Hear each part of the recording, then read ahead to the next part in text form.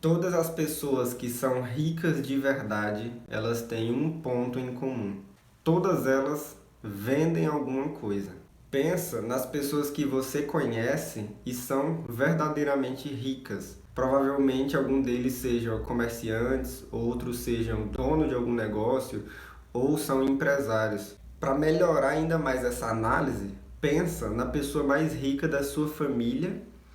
Agora pensa na pessoa mais rica do seu bairro e pensa também quem que é a pessoa mais rica da sua cidade. Provavelmente você vai perceber esse padrão em todas elas. Todos são bons vendedores. Talvez você discorde desse pensamento por você ter algum conhecido que seja médico ou seja juiz e ele é relativamente rico, mas só que não é um vendedor. Só que isso não é verdade, porque ele é sim um vendedor. O que ele fez foi adquirir um conhecimento técnico de alta demanda que gerou valor para a hora de trabalho dele. E esse é o produto que ele vende, o seu tempo. E esse fato dá sentido à seguinte frase, de que só existe uma profissão no mundo: vendedor.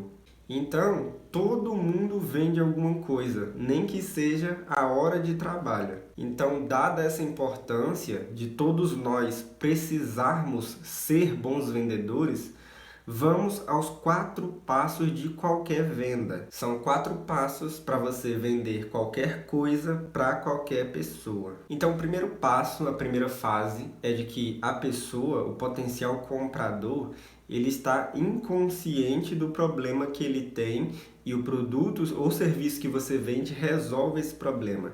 Então essa é a primeira fase. Você tem ali todo um público que você consegue ver que ele tem o problema que você soluciona com o seu produto ou serviço, só que as pessoas daquele público, elas estão inconscientes desse problema. E daí a venda, ela é diretamente relacionada ao lado emocional do ser humano. Por isso, em cada uma das 4 etapas da venda, a gente vai associar a uma emoção. Então, nessa primeira etapa de que o seu potencial comprador está inconsciente do problema, ele não sente nada, ele está indiferente em relação a isso. E é importante a gente relacionar cada etapa a uma emoção, porque as pessoas, elas compram com o lado emocional. Elas decidem a venda totalmente usando o lado emocional do cérebro. E elas usam o lado racional para justificar do porquê elas realizaram aquela compra. Então você tem que saber disso, de que você vai estar vendendo para uma pessoa que de início ela está inconsciente do problema e ela não sente nada, não tem nenhuma emoção relacionada àquele problema, justamente porque ela não sabe ainda que tem aquele problema. Daí você parte para a próxima etapa, que é a etapa 2, que é tornar a pessoa, né, o seu potencial comprador, consciente daquele problema. E daí você vai explorar todas as dores relacionadas àquele problema. E daí nesse momento, o seu potencial cliente, ele vai mudar a emoção. A partir do momento que você descrever, né, de forma lógica, né, mostrar para ele com números, com dados, com comparações, mostrando cases de outros clientes, usando todas as suas estratégias, você tornar ele consciente desse problema, ele vai sair do estado emocional que ele estava. Ele vai passar agora a sentir dor, porque ele identificou que ele tem aquele problema e o problema causa uma dor nele. Então, essa é a emoção que compõe a segunda etapa da venda.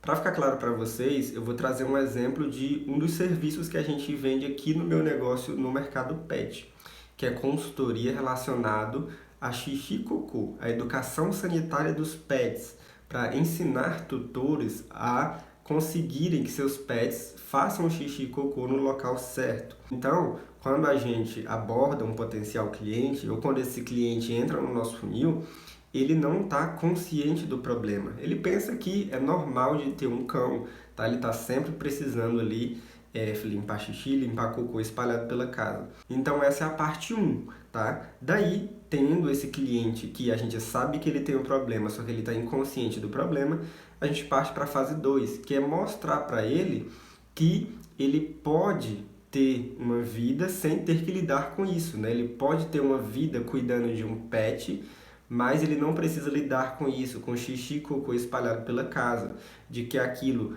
é uma rotina que toma tempo dele, que é um transtorno ficar com cheiro de xixi e cocô do pet pela casa, pelo apartamento, de que ele sempre tem que gastar com produto de limpeza. Então, através dessa capacidade argumentativa, a gente faz esse passo 2 da venda, que é tornar ele consciente do problema, explorando todas essas dores que ele sente, e daí dá um estalo. Ele, caramba, é verdade. Eu tenho gasto, acaba que minha casa fica com cheiro ruim e isso atrapalha a minha rotina. É verdade, realmente eu tenho esse problema.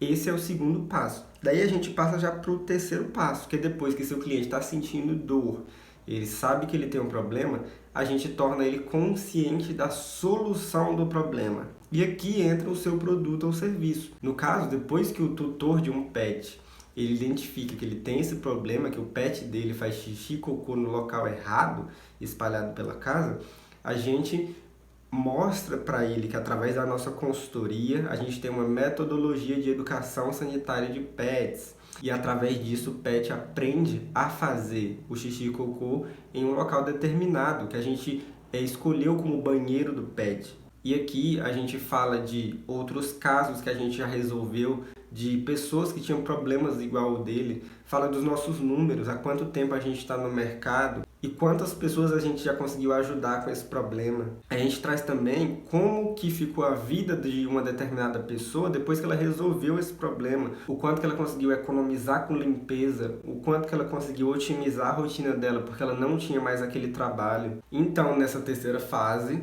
o seu potencial cliente ele se torna consciente da solução do problema que ele tem. E aí, qual que é o sentimento, a emoção que está associada a essa terceira fase?